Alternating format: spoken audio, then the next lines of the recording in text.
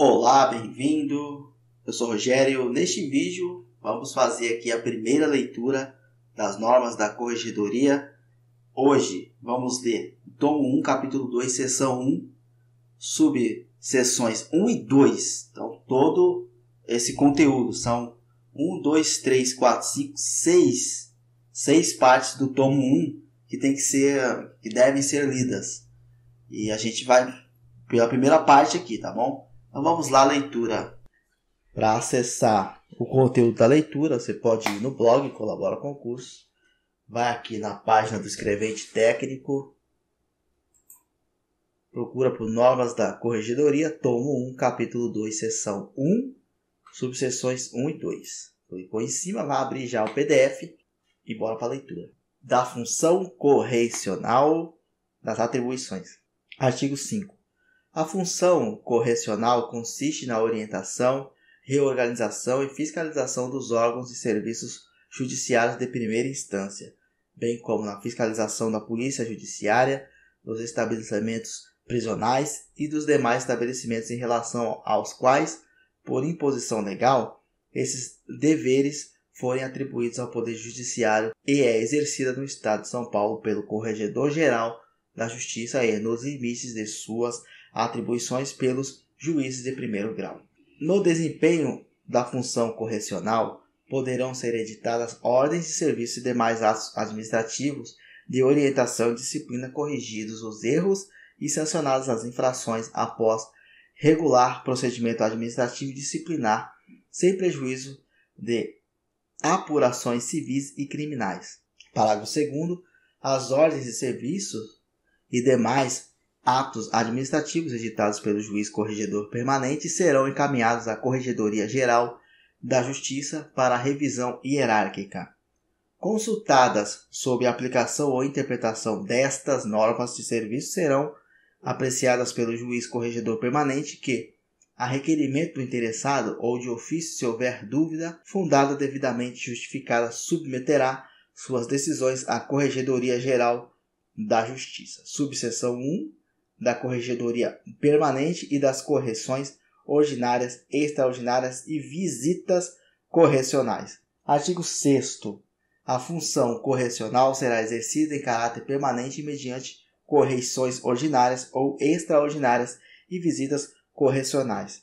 Parágrafo 1º. A correição ordinária consiste na fiscalização prevista e efetivada segundo essas normas e leis de organização judiciária. A correição extraordinária consiste em fiscalização excepcional realizada a qualquer momento e sem prévio anúncio e poderá ser geral ou parcial, conforme as necessidades e conveniência do serviço correcional. A visita correcional consiste na fiscalização direcionada à verificação da regularidade de funcionamento da unidade, do saneamento de irregularidades constatadas em correições ou ao exame de algum aspecto da regularidade ou da continuidade dos serviços e atos praticados. As atas das correições e visitas serão encaminhadas à Corregedoria Geral da Justiça nos prazos que seguem. 1.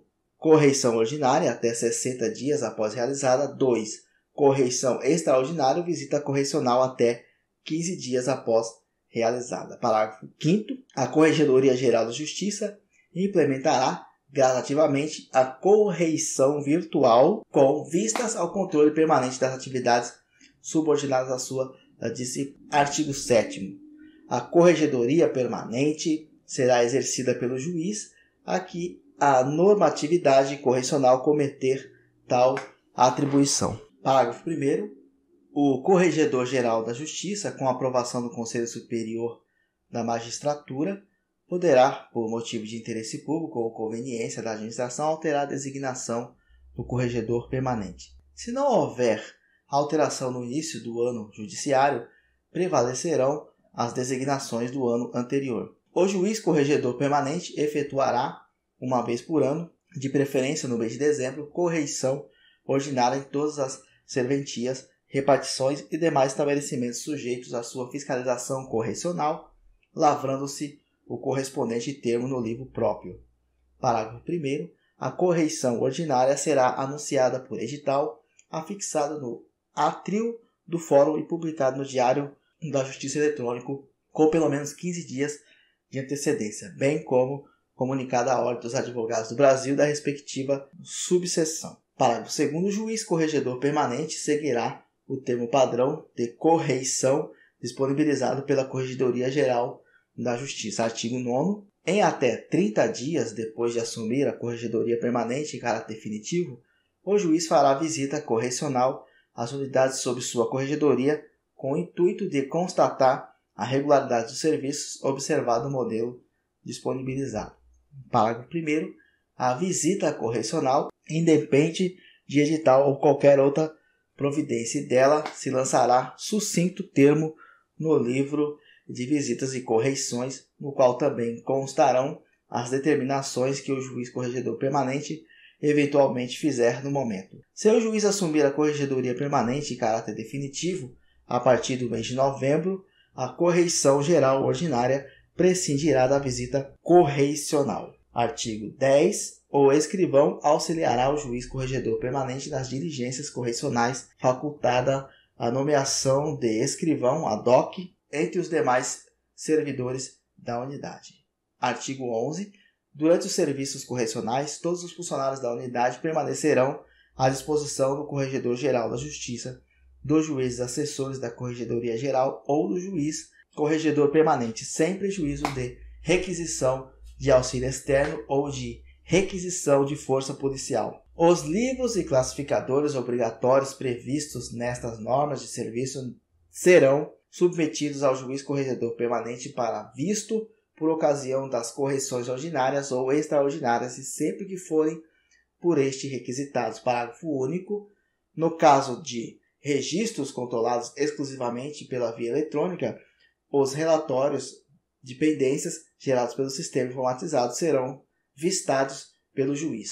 Os estabelecimentos prisionais e outros destinados ao recolhimento de pessoas sujeitos à atividade correcional do juízo serão visitados uma vez por mês. Realizará a visita o juiz corregedor permanente ou o juiz a quem, por decisão do Corregedor-Geral da Justiça, essa atribuição for delegada. A inspeção mensal será registrada em termo sucinto no livro de visitas e correições, podendo conter unicamente o registro da presença sem prejuízo do cadastro eletrônico da inspeção perante o Conselho Nacional de Justiça e após sua lavratura, cópia será encaminhada à autoridade administrativa da unidade prisional para arquivamento em livros de folhas soltas. Parágrafo 3º. Ressalvado o afastamento deferido por prazo igual ou superior a 30 dias, o motivo relevante devidamente comunicado à Corregedoria Geral da Justiça, o juiz corregedor permanente realizará pessoalmente as visitas mensais, vedada a atribuição dessa atividade ao juiz que estiver respondendo pela vara por período inferior. A sistemática prevista no artigo 13 não desobriga a visita mensal às cadeias públicas, sob responsabilidade tanto do juiz de varas privativas de execuções criminais, como daqueles que acumulem outros serviços anexos. Subseção 2. Das apurações preliminares, sindicâncias e processos administrativos. Artigo 15. As apurações preliminares, as sindicâncias e os processos administrativos relativos ao pessoal das serventias judiciais tramitarão no formato digital e serão instaurados e processados pelos juízes corregedores permanentes a que, na atualidade do procedimento, estiverem subordinados os servidores de que trata o artigo 1º, incisos 1 e 2 do provimento CSM, número 2460, alterado pelo provimento CSM 2496, devendo ser observado o tipo de procedimento preliminar. A apuração preliminar. Quando a infração não estiver suficientemente caracterizada ou definida a autoria. Ao final, poderá ser arquivada ou ensejar a instauração de sindicância ou processo administrativo.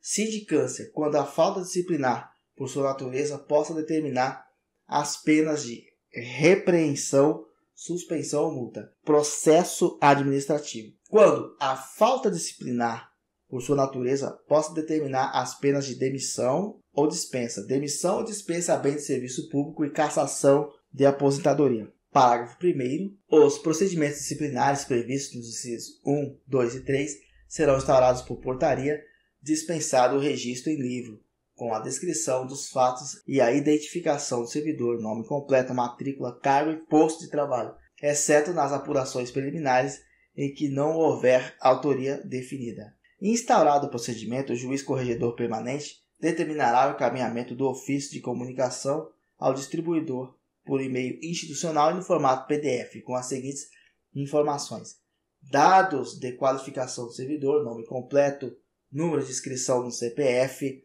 endereço residencial domiciliar, inclusive CEP, e classe processual de acordo com o procedimento instaurado. Recebido o ofício, o distribuidor providenciará o cadastro no sistema informatizado com distribuição por direcionamento cabendo à unidade judicial inserida no processo digital a portaria devidamente instruída. Em razão da natureza da ação, a anotação de segredo de justiça será gerada automaticamente pelo sistema informatizado na distribuição dos procedimentos disciplinares. Parágrafo 4º.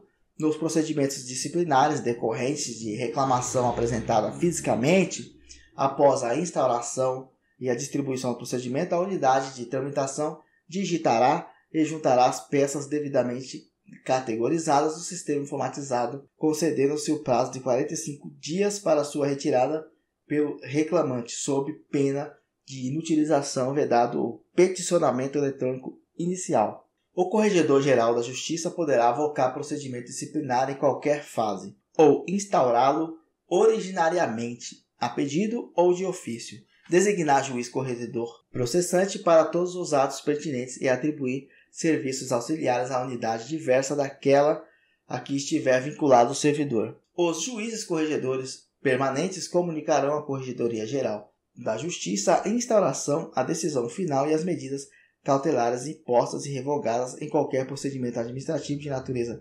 disciplinar, por meio de mensagem eletrônica com informação do número de processo e a senha de acesso aos atos digitais, derivada do sigilo simples no caso de instauração, para processamento pela diretoria da Corregedoria de COGE, do expediente de acompanhamento das apurações preliminares, sindicâncias e processos administrativos. Parágrafo único. Qualquer decisão em apuração preliminar, sindicância ou processo administrativo que afete a folha funcional do servidor, como afastamentos e punições aplicadas ou cumpridas, será informada à Secretaria competente da área de recursos humanos. Artigo 6º, parágrafo único, com sua redação dada pelo provimento CSM 2619. Havendo alteração do posto de trabalho dos servidores a que se refere o artigo 15, com o procedimento disciplinar digital em curso, este será redistribuído ao juiz corregedor respectivo, observadas as seguintes regras. Se o novo posto de trabalho corresponder a uma das unidades de que trata o artigo 1º, incisos 1, 2 e 6 do provimento CSM 2460, alterado pelo provimento CSM 2496, os procedimentos disciplinares deverão ser encaminhados ao distribuidor em fila própria para o envio à unidade de destino, utilizando a funcionalidade de redistribuição, preservando-se o número do processo, os andamentos já inseridos pela unidade de origem e a tramitação digital.